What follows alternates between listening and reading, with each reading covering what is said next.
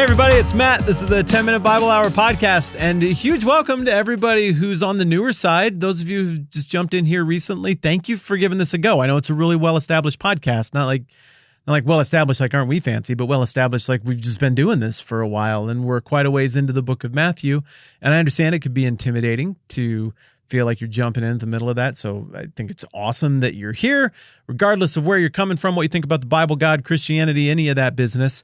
This is a conversation that is inclusive of tons of people coming from different places on those particular questions. If you want to, and you are new here, you're always welcome to go back to the beginning and just power through it and catch up. But hopefully you can jump in here and get good things out of it and piece it together as we go along as well. Whatever the case. Hey, for those of you who've been here forever, I love that. Thank you. For those of you who have just joined, and from the looks of things, a lot of you have here in the last few weeks. Wonderful. That is super exciting. I'm glad we all get to hang out together and do this.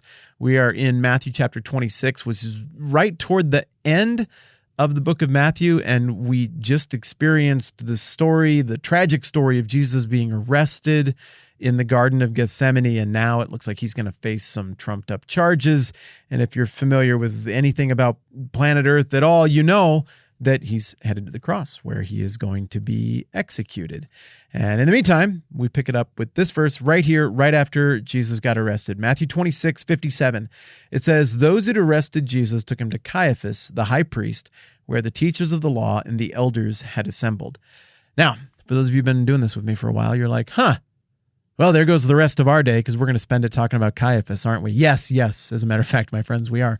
For those of you who are new, sometimes we get further than one verse in a day. You know, it just kind of depends.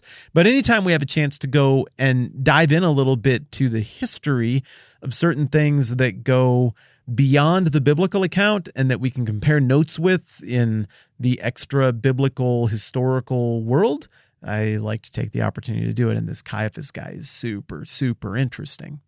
Archaeology and history from the larger world and their relationship with the Bible, it's a really interesting thing. There's a pattern that kind of repeats where stuff that's in the Bible, people might be like, well, I don't know about the details there for sure. People might raise some questions about that, but then things come up archaeologically, and pretty much without fail, it's always like, oh, okay, well, it turns out the Bible, whether you believe the stuff about God or not, you got to admit it was set in a real time, in a real place, with real people, real names. Everybody and everything is where it's supposed to be in the 66 books of the Bible that most of you would have sitting in front of you. There were questions about a particular governor named Sergius Paulus, who comes up in passing in the book of Acts. Like, I don't know, is the timeline exactly right there? Well, then somebody later finds a rock, and the rock is right where it's supposed to be, and it dates to exactly the right moment, and it says Sergius Paulus right on it. It's like, oh, okay, well, I guess that was that guy. This high priest Caiaphas, though, he's a little different animal in terms of being a historical character, because he's all over the New Testament. He's in the book of Matthew. He comes up in the book of John. He comes up in the book of Acts. I'm probably forgetting some stuff, but he's very well attested to. We know a lot of details about his life there. Well, we also know details about his life that line up very, very neatly with the biblical account from a very prominent first century AD historian named Josephus. He was a Jewish guy who was very interested in the history of the Jewish people, but he also, to save his own skin, partnered up with the Romans. And so he's writing this larger history of his people for an audience beyond his own people. And as a result, he does a lot of explain it to me like I'm five stuff. And we get a lot of details that probably at the time everyone's like, yeah, we all know. We totally all know. But that for us looking back through the lenses of history and through the fog of 2,000 years of history, we're like really grateful that he wrote all of this stuff down. So the things that the Bible tells us about Caiaphas and that we know about Caiaphas from extra biblical early sources, contemporary sources even, is that his father-in-law was another high priest, a guy named Annas. And this high priest role was one that in a way could really be traced back all the way to the book of Exodus. Now, we've talked before about how the role of high priest evolved and changed, and it was disrupted and some things happened. But effectively, this is the guy who is at the head of the religious leadership. He is performing the role of go-between between God and man. Well, this is a little bit awkward because the Messiah, who pretty evidently the Bible is holding out Jesus as being, well, his job is to be the mediator between God and man. So now I guess we have two mediators between God and man. This could get uncomfortable. And it does, in particular for Jesus, who gets crucified, which is the uncomfortable part that I was referencing. Caiaphas, by all accounts, was a crafty politician who was caught between a rock and a hard place. He had to keep Rome happy because the entire temple system, the entire religious system he was head over, only existed at the good pleasure of Rome, who had a foreign policy of conquering people and then letting them pseudo-govern themselves because they felt like they could get more peace and more taxes out of conquered people if those conquered people still felt like they got to be like themselves mostly and didn't have to be like Romans in every way. But they would have Roman governors who would oversee certain regions, and those Roman governors held the power to appoint key ethnic rulers for those conquered peoples. So in the case of Judea, the Roman governor would have the authority to appoint a high priest. Now, that's pretty weird. That's not really who you want to do that.